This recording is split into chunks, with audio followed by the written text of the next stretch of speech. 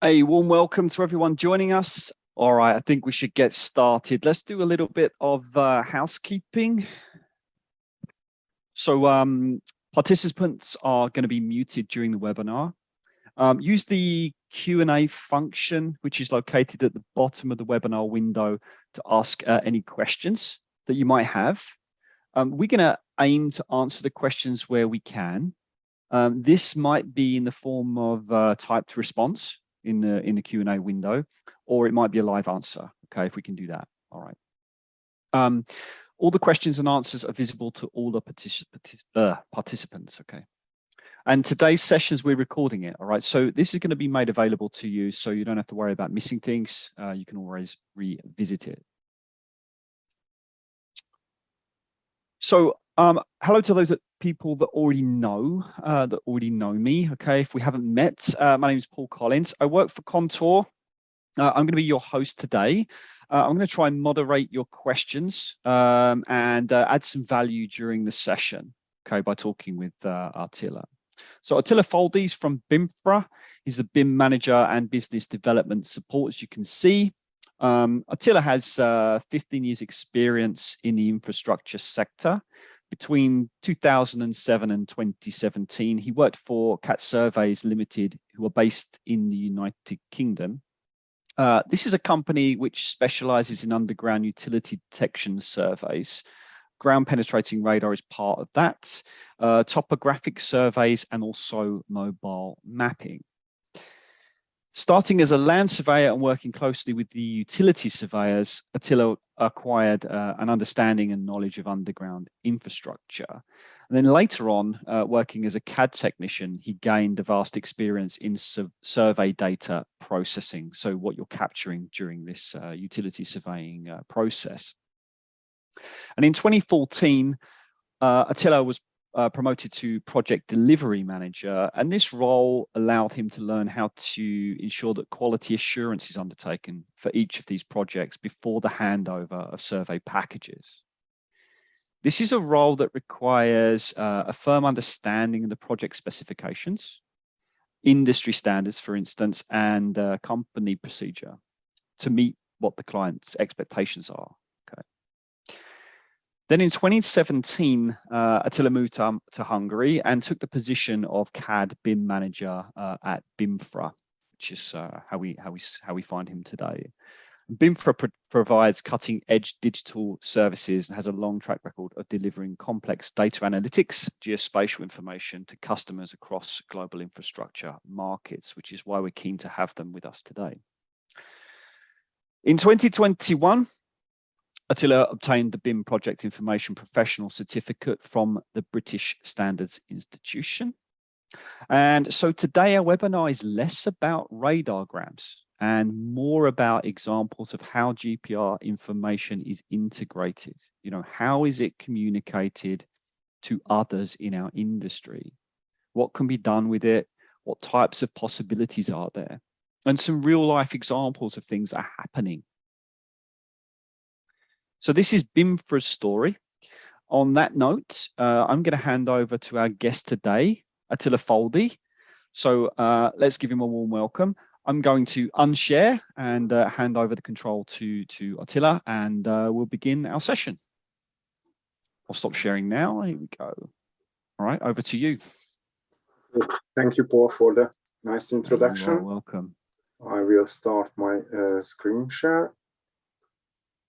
Hopefully you should see my main slide. Yes, we've got you. Okay, excellent. So, hello everyone. Good morning or good afternoon. It depends on where you're sitting at right now. First of all, I would like to thank the Contour for inviting Bimfra to this webinar. We appreciate the opportunity. Paul did a very nice introduction, so I don't want to repeat myself, but I think it's more important to just highlight. Today we will focus on the output of the GPR surveys, the deliverables, survey report possibilities, including underground duty detection, aviation, and the bridge deck investigation. Also, Bimfra was introduced, so I'm not gonna repeat what we do and how we do, and also you can read our services, what we provide to our clients. But I think it's more important to tell a little bit about our values, just two of them I like to highlight. We believe in continuous improvement.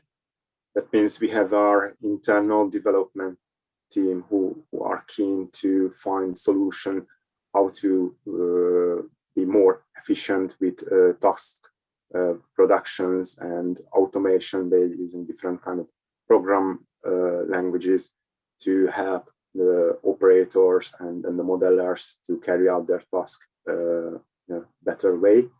And also internal and external trainings highly supported by the company for personal development point of view, which is a great opportunity for everyone within the company, especially for me as well.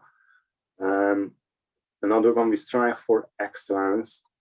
This is a big drive at Bimfra to provide quality services to our clients, and delighted customers as important for us as for CAT Surveys, who are our group partner.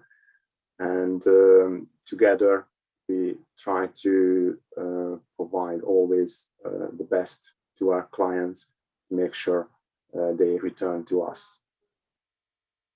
Okay, just a few words about what equipment they use on site and what data we receive from them.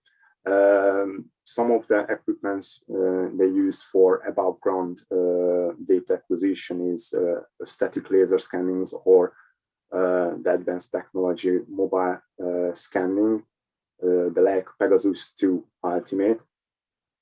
Also for underground utility detection survey, along with electromagnetic locators, CAT Surveys works with a range of ground penetrating radars. So they got different kind of solutions, but their favorite and our favorite is Contour ground coupled antenna array.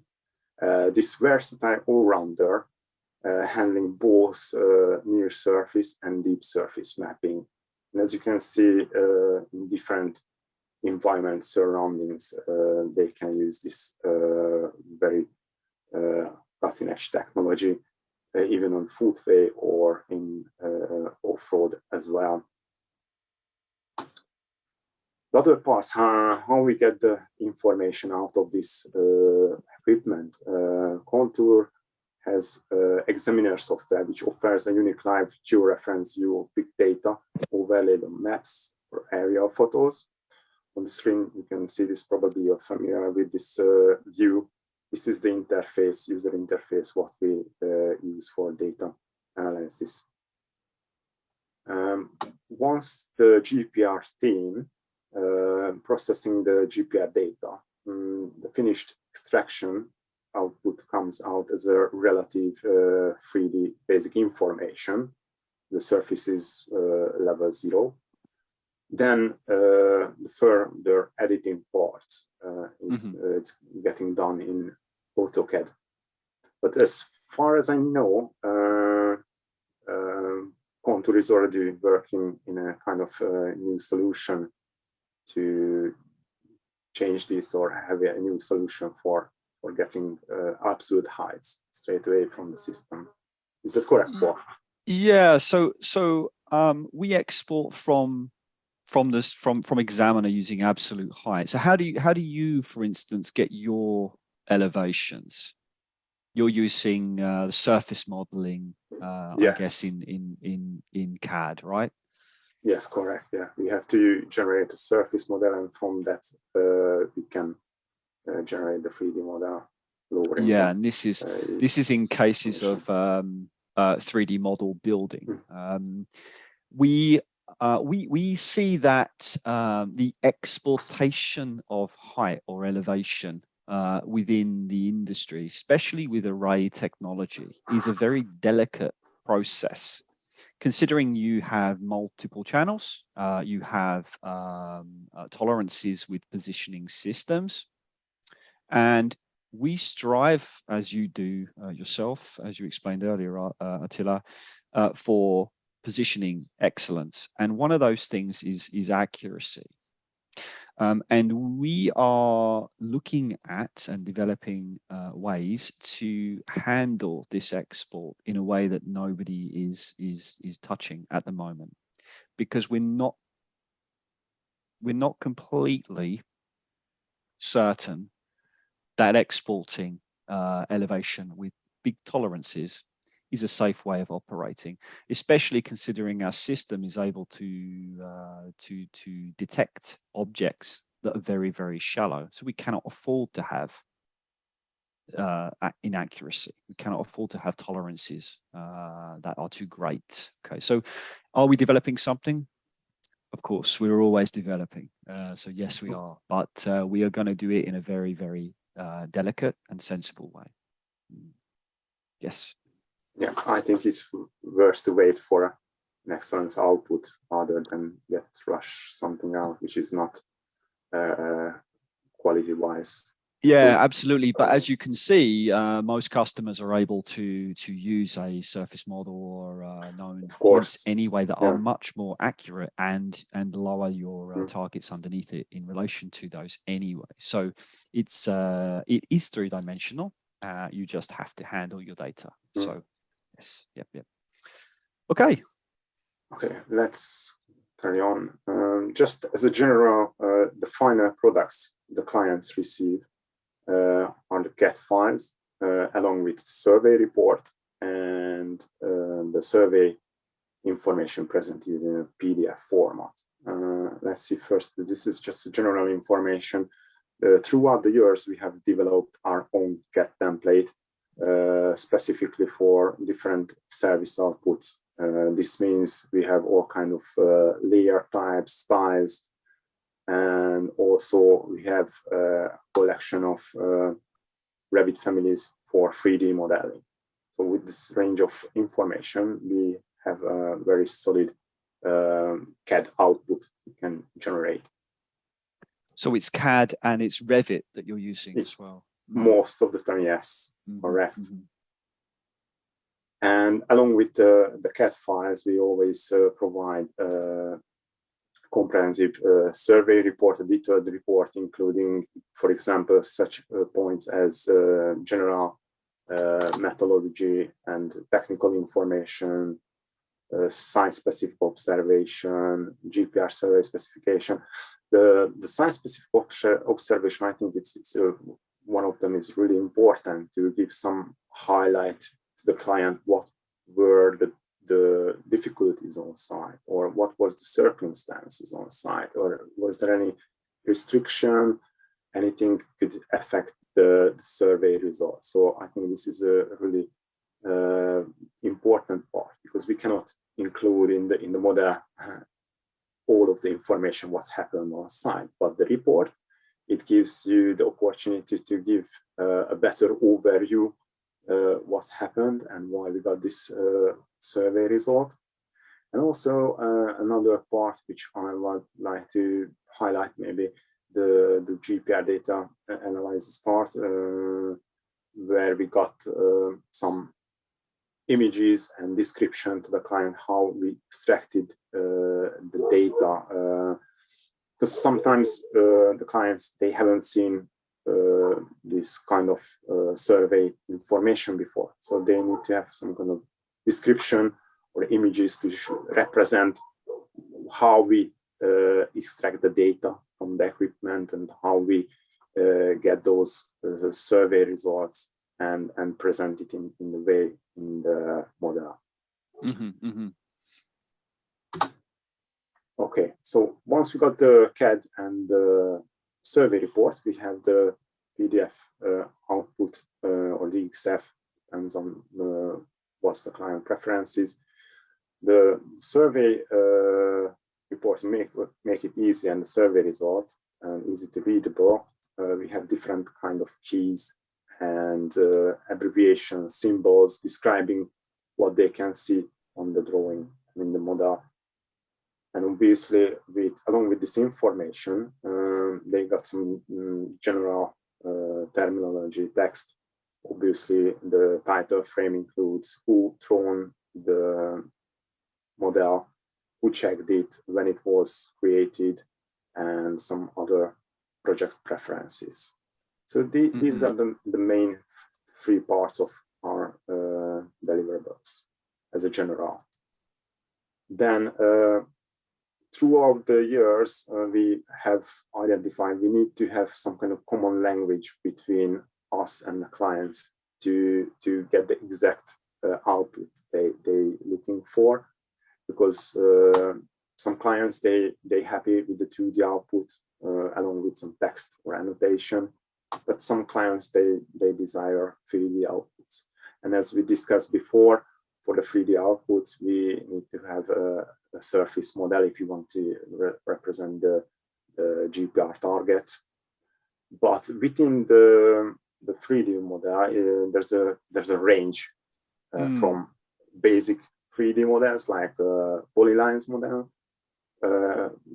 again to solid 3D models, highly detailed models. So between that, there's still different range, and we have developed this document to have something common. So if they require a solid model attribution or without attribution, or just a polyline model, they can pick basically what they want. Yeah, I really like this, because this gives you it just doesn't just give you, because you can't just ask for a 3D model really. Because there's a big wide option, and the more effort, the further you go up these levels of detail, the more time it takes you to create. So this is a really nice way of setting an expectation and making sure that you have enough time to create what they're looking for. There's no point getting to the end and realizing that wasn't what they wanted. So this is really very nice. This is absolutely a really nice way of presenting it. The next thing I would like to highlight is PES 128 specification. It's used in the UK, but why is it important? Because it creates a common environment for the client and the contractor to specify the survey and the delivery data information level. So from the very beginning, desktop utility record search, which is the start of every utility data detection, goes on to the detection part, which is a B, you can see highlighted. This includes both ground penetrating radar, electromagnetic locator, EML detection, which methods are non-intrusive methods in the utility detection part. And another section to mention is the letter P. What they use is for post-processing GPR information. So these are the codes and also the specification what we use for throughout all of our deliverables.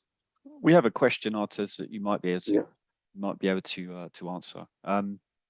From Rakib, he says, do you specify the depths in the CAD drawing, or is it a common depth axis or individual depth information for every pipe? I think it's this question. Yes, we have individual depths for each pipe. Maybe at the underground utility detection part, I can talk a little bit more about the identified utilities. We have, it depends on the site surveyor. Usually work with topographical surveyors who recording the points of the identified utilities.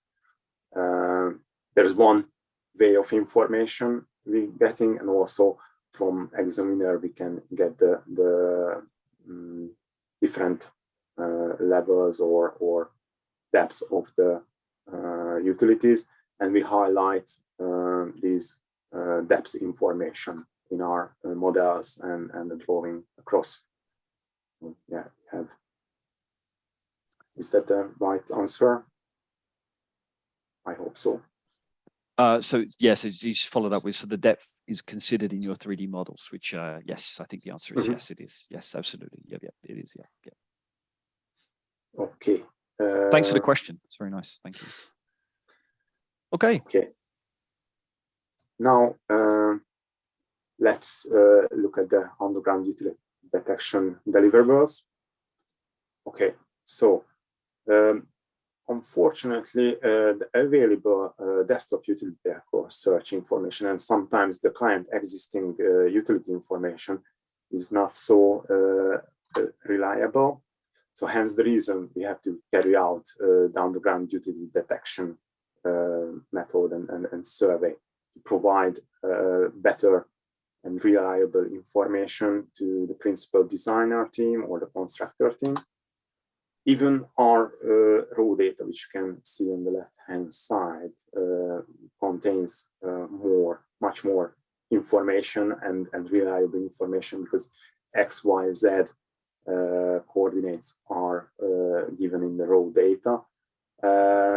This information obviously is not edited yet. I will show in the next phase how we get into the nice model shape, which you can see on the right hand side. So the raw data on the left, Attila, this is a process where the team has gone and they have lifted. So these black rectangles with MH on it, they are the manhole covers. So they've lifted them, looked inside, and they've made a chamber report. They've taken some details, how many cables are in there, which ones are empty, the depth of them. Then they've connected to the cables in there using radio detection, and they've traced them out. So that's how we end up with these green routes and the details and the depths. And this the radar part, is cross-reference with the radar information what we get.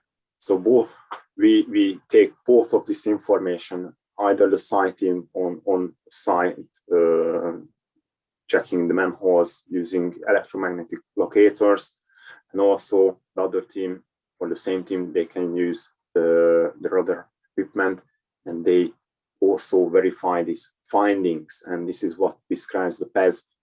You should identify the utilities in at least two geophysical method, and this is after what we get on the right hand side is the combined information. But in the next phase, I will describe. So we got the raw survey data coming from at one phase from the topographical survey, and other parts is the utility survey, which includes the EML and the GPR part.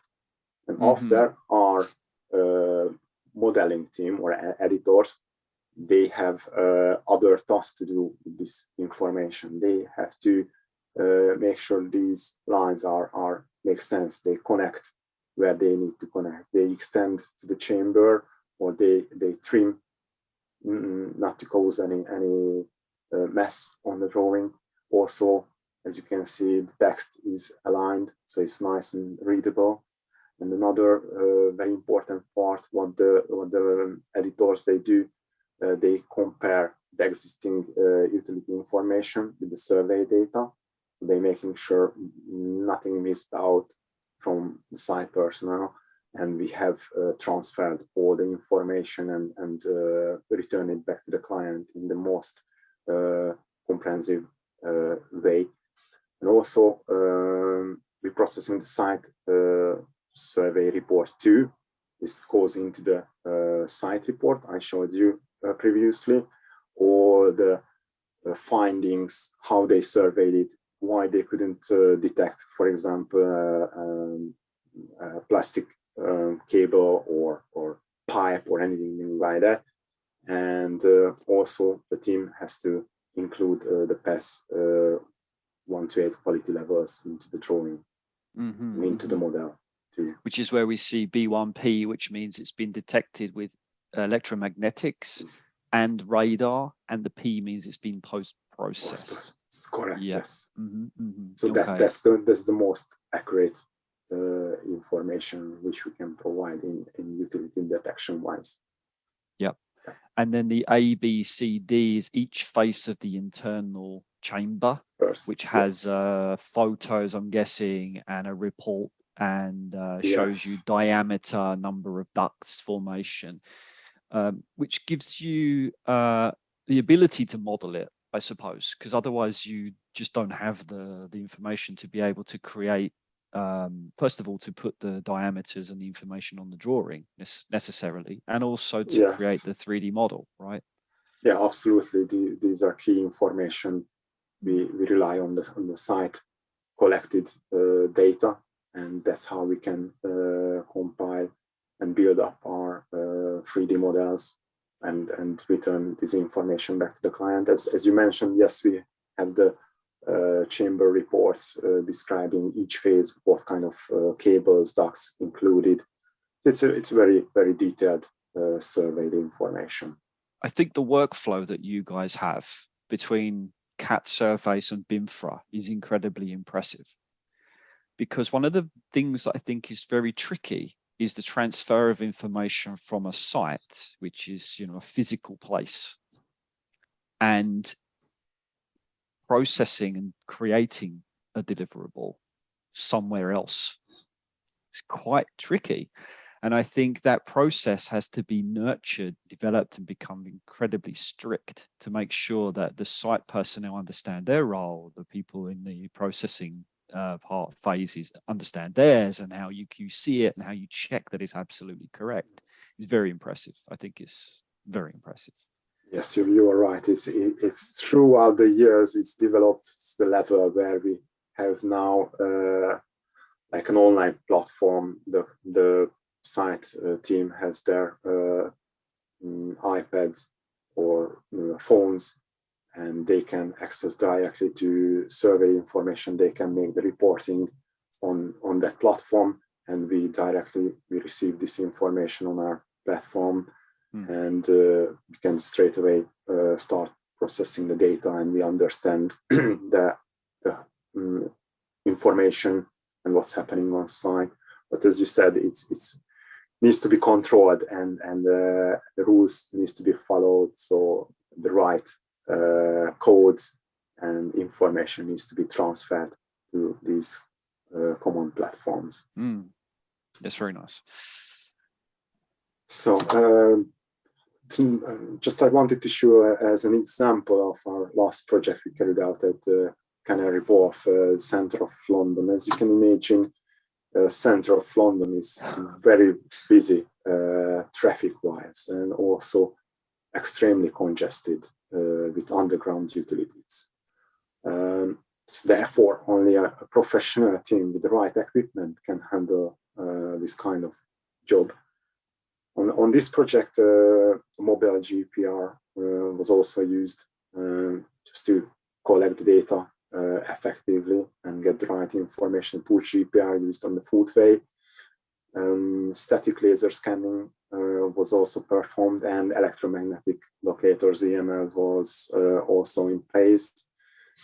And to get the maximum information to the client, we investigated the whole part, and also we identified buried structures. We give all this information back to the client and presented it in a very nice, highly detailed 3D model, which you can see on the screen from different angles. So on this kind of outputs, as you see, you can have different kind of levels. Even we can create 3D utility models with attributed information, embedding survey dates, survey codes like pest quality levels, the utility providers like UK Power Network or Western Power Distribution, or anything which project specific. So when this survey data transferred to principal designer team, they can see from the data where is it come from, what's the level of quality of the data. So is it a desktop information, or is it surveyed information? They handle this information in a different way, because one of them is unreliable, the other one is an accurate information, so they can trust in that data and they can build their design around it.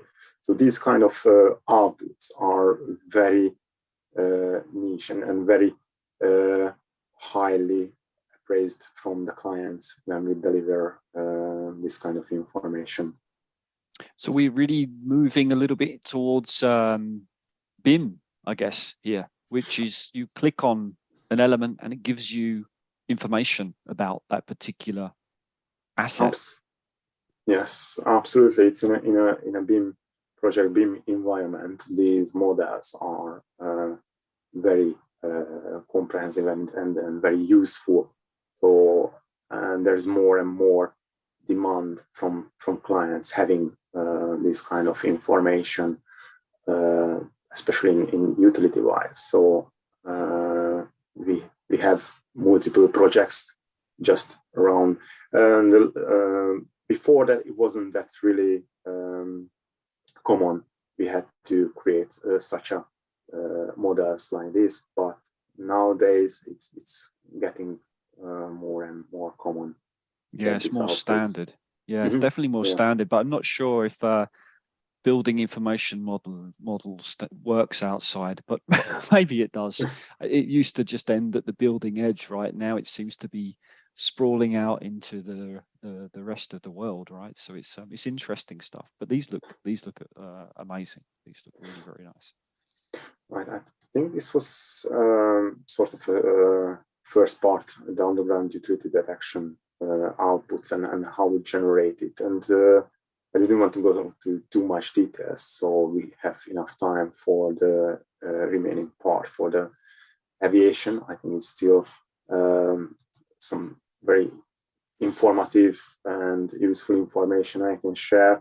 One of our biggest aviation and GPR project where we had to carry out data extraction of main runway, northern runway, connecting taxiways and runway terraceway, plus including the identification of utilities, the depth and location.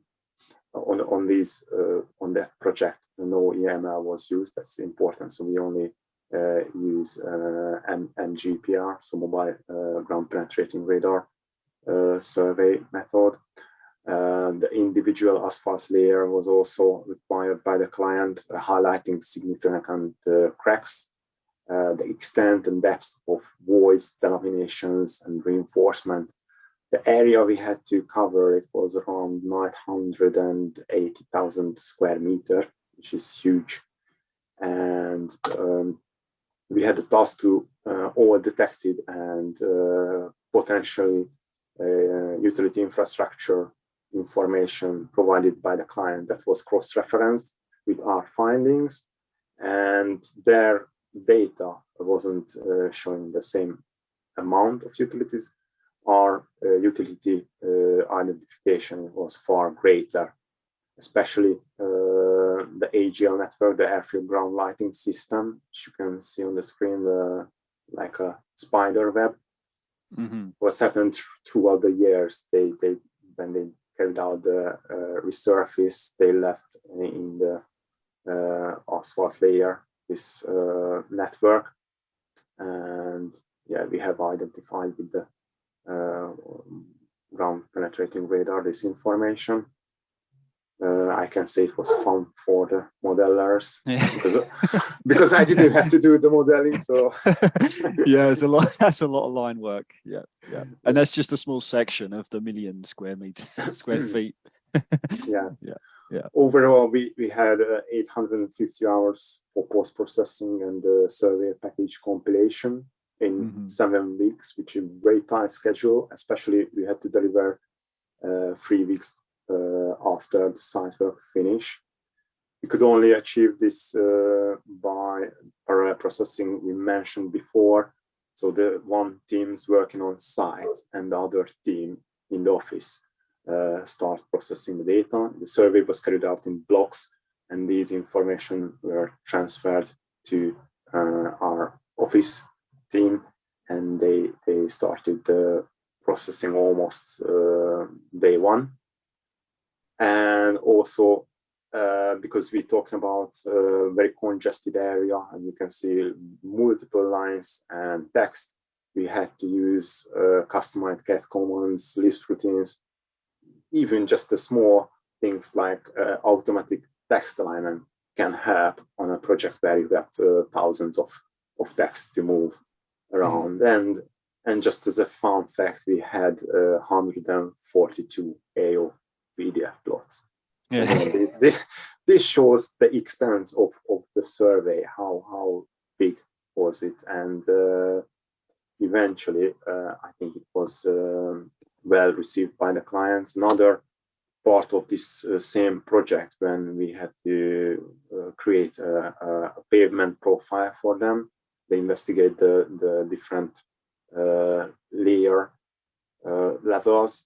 For this exercise, all core information was provided to us to calibrate the GPR data, and the long section lines were provided in CAT format, which we couldn't, unfortunately, couldn't import directly to Examiner. So we had to go around it, and we had to export these lines from AutoCAD into Excel, then turn it into text, and this text could be imported into Examiner, and then we could carry out the layer trace method, and vice versa back.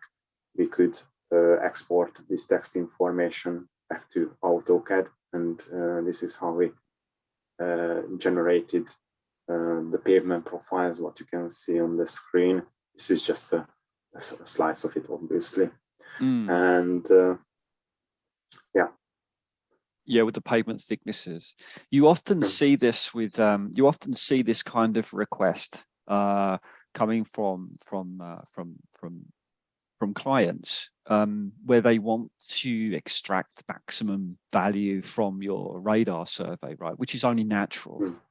And one of the strengths, I guess, well, I'm not guessing, is that one of our strengths is that we have step frequency, which means we have we have very high end. You know, we're running from 3 gigahertz, so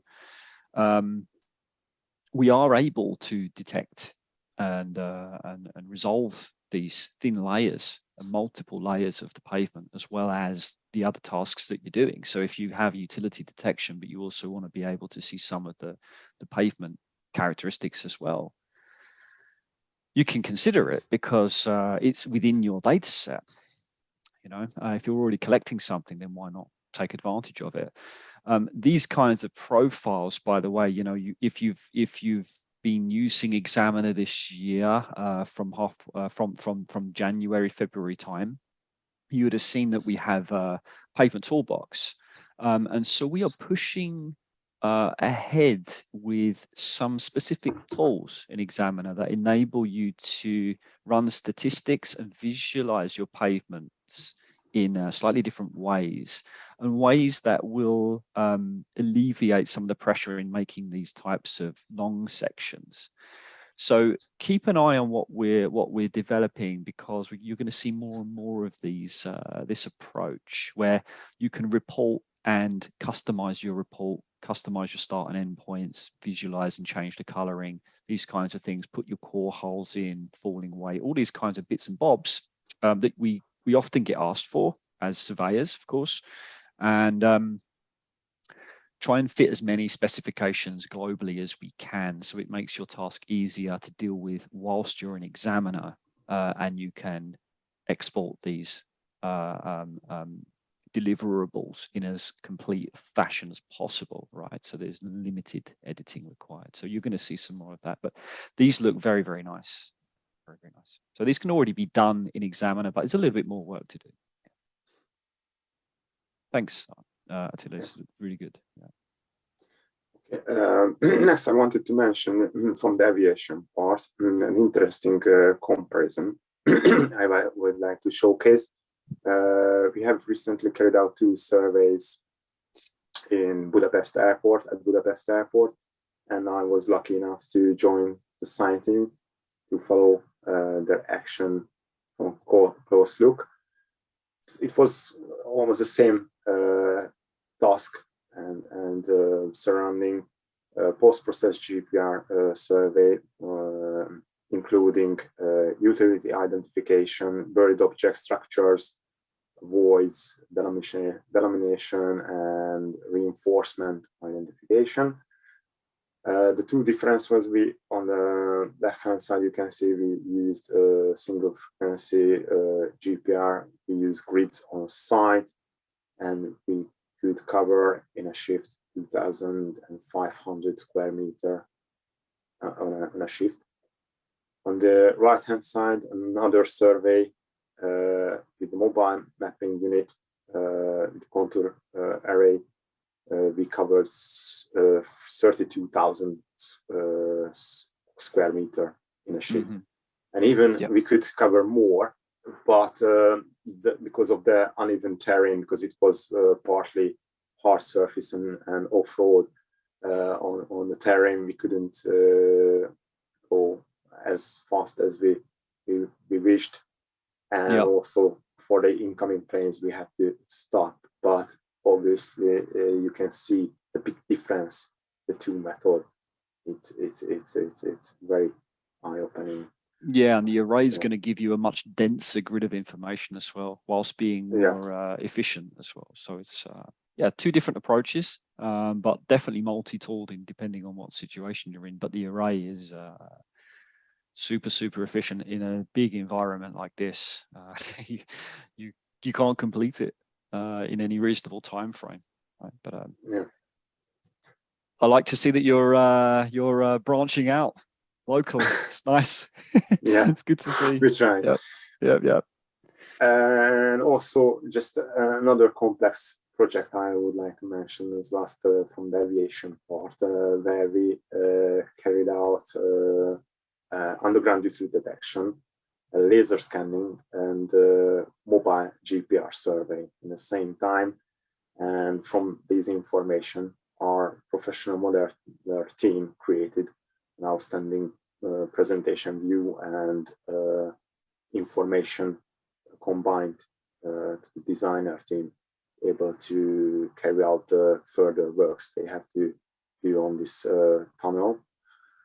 On the MGPR part, some information extra above from the utilities, the moisture information, which we can see on the screen, was also interesting for the client, and they wanted to have further information on this, which we could provide with the equipment. And I think we arrived to the last section, the bridge investigation we are looking at today. The first project, we had to give some information about the defects around the expansion joints, and with the layer trace method, we could trace this information and provide an output for the clients, which represents the true information of the possible cracks and other defects on the bridge deck. And also, in the same time, we have given information to clients about the asphalt and the concrete interface.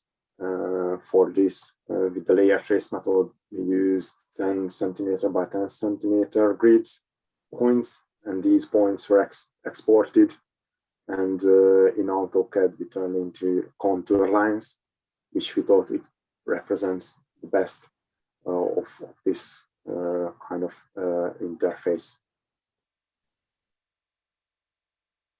Right.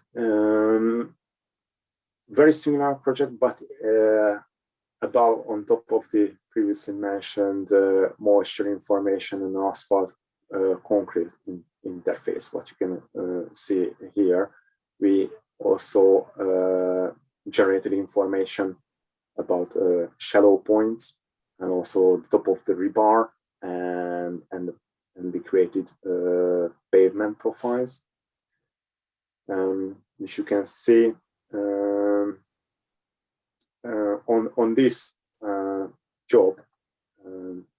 obviously we had to investigate the moisture and reinforcement, as you know, both of them highly conductive, and the responsive indicate the presence. So sometimes it's hard to determine which one is what, but in this case we could see a clear separation, and was observed which one was the rebar, and where we had the moisture in the asphalt layer. Mm-hmm. The only because thing we couldn't, you have asphalt overlay on the bridges, right? So there's an asphalt layer first, then there's normally a waterproofing membrane, and then you have the concrete deck. In some countries you just have the concrete deck, so you end up with moisture quite often in between the asphalt overlay and the deck. You can get debonding and all sorts of things occurring, and this is an important factor to see if that's happening, whether the waterproofing is failing, for instance. So this, I think, is can be present in places where you have asphalt overlay on the bridge deck, but it won't be as applicable in places where they don't use asphalt on it. All right, so it's important to know that. I think that's what you're faced with, judging by the picture in the top right-hand corner, which looks dark grey. Yeah. So it's asphalt on top of the deck. Yeah.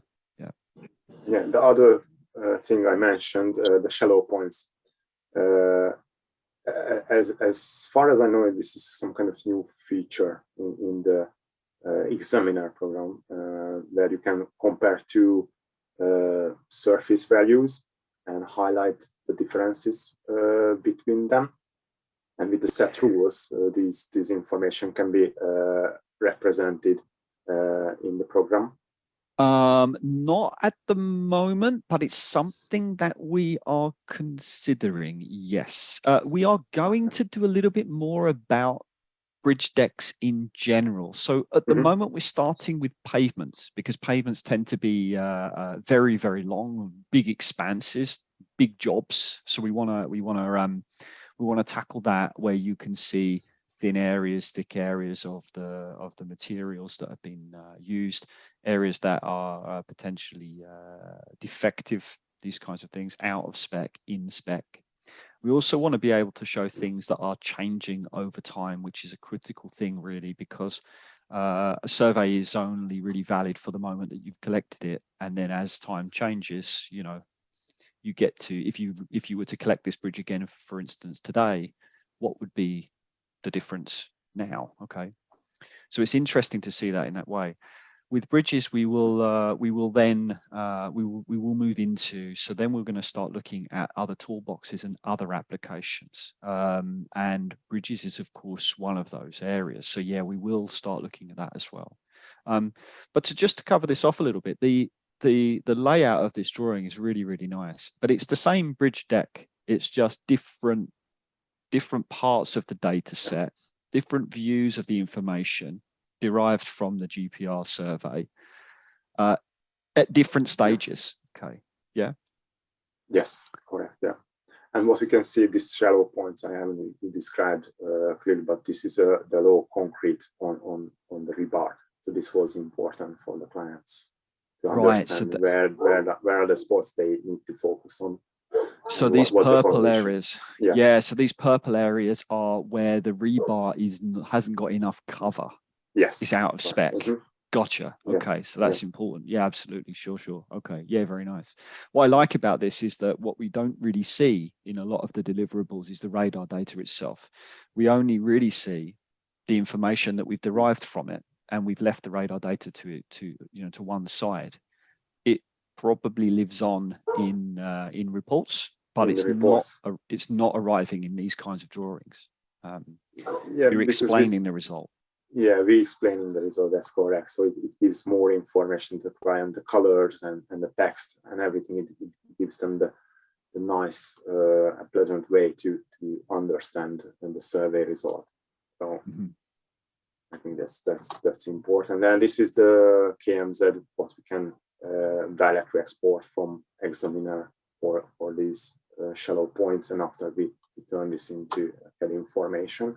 And as I mentioned, not just the shallow points and the top of rebar and moisture information was important for the client, but the pavement profile also, which gives you information in a very explanatory way of the asphalt concrete interface, and the top of rebar you can see on the screen.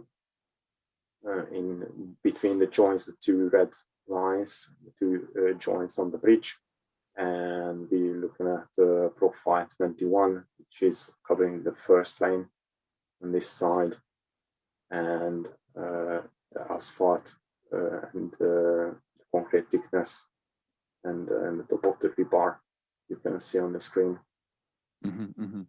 Yes, so it's a central profile for each lane.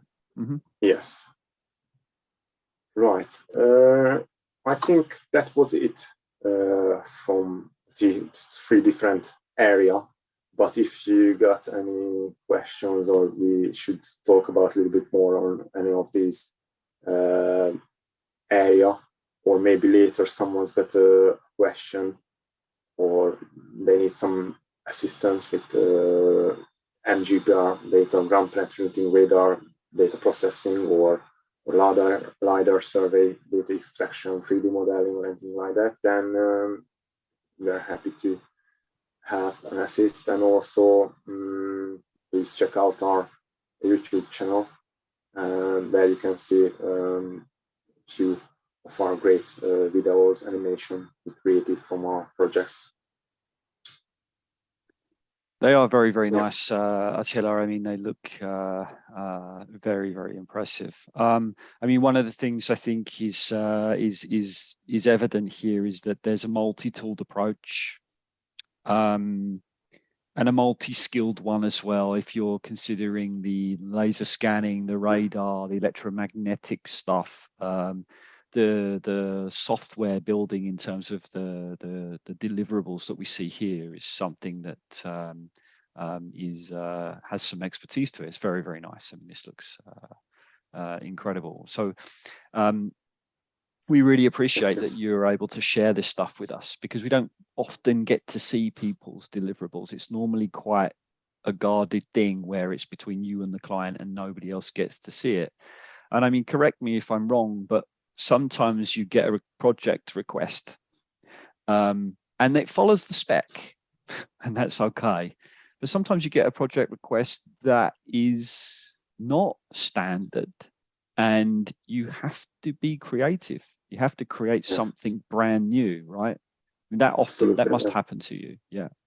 Yes, it happens many times before, and that's why we are quite lucky. We're working very closely together with our good partner CAD Survey, because they also very determined in development and innovation part, and we also seek for new challenges and try to be upfront in any kind of solutions providing on different areas. Yeah, it's very, very smart. Attila, thank you very, very much. I recommend those watching take Attila Foldi's contact information, reach out to him, follow Bimfra, contact Attila if you need advice or services, for instance, in this kind of expertise and area with projects such as this. You can see, of course, they have a wide team. How big's the team at Bimfra these days? We got 45 professionals, land surveyors and GIS specialists, developers, GPR team. The land surveyors, I mean, they already work in the office, so they got the knowledge of extracting data from land surveying information, LiDAR data, point cloud specialists. So I can. It's a very unique team. They got multiple years of experience. So yeah, a very good team we have. I mean, it shows. It absolutely shows. I'm going to answer a couple of questions that are coming through the Q&A box, which are related a little bit more specifically to Contour. And then I'm going to wrap up. But thank you so much, Attila. It's very, very nice to have you with us. It's very, very good. Thank you very much. Yeah, thank a you. couple of questions. Thank you so much. Couple of questions I have here. The antenna used for bridges and looking at the magnitude or conductivity, for instance, was the ground coupled antenna array. Aidan, if you want to reach out to us, speak to us a little bit more in detail about these things, then please do so, and we'll dig in a little bit deeper. All right, on those kinds of things, the approach, what kind of tools we have available for these kinds of surveys and requirements. In terms of the depth estimations for things, we can also dig into that as well, Rakib. So I'm really encouraged by your questions. They're really they're very pertinent for us, and so I think we should have a discussion and cover examiner. Maybe it's something that we can have an evaluation with you and give you some time with the software so you can see about things like hyperbola fitting, core sampling, and calibration, these kinds of things as well, right? So it'd be very, very nice. So if you want to reach out to us, I'll give you the contact details in a second, and we can do that. Yeah. Okay. All right. I'm gonna share my screen, and if you could stop sharing the screen, Attila, and I will just finish off by saying we will be at Intergeo this year in Essen, October 18th and 20th. We'll also be at GeoSmart India in November 15th to 17th. We haven't announced it yet, but of course there's going to be another customer webinar. We will keep you posted on that one. So watch our social media channel, LinkedIn and such, and we will announce that soon. We also, of course, appreciate your support. It's very nice. Get in touch with us if you see stuff today that you want to discuss with us, or anything about our products. Technical questions, inquiries can come to support. If you want to talk about sales and purchasing, contact the sales team. You may also have a local sales channel distributor in your region. So if you don't know who they are, we'll push you in their direction if you want to talk to those guys. And finally, make sure that you check out our website at contour.tech, and also follow us on LinkedIn if you aren't already. So I think we can wrap up and say thank you very, very much for attending again. We hope you enjoyed the presentation, discussion, and we will see you again very, very soon. Thank you again, Artez. Thank you, Bimfra. Very, very nice. And yeah, it was great, great stuff. Yep. Thank you all. Take care. All the best.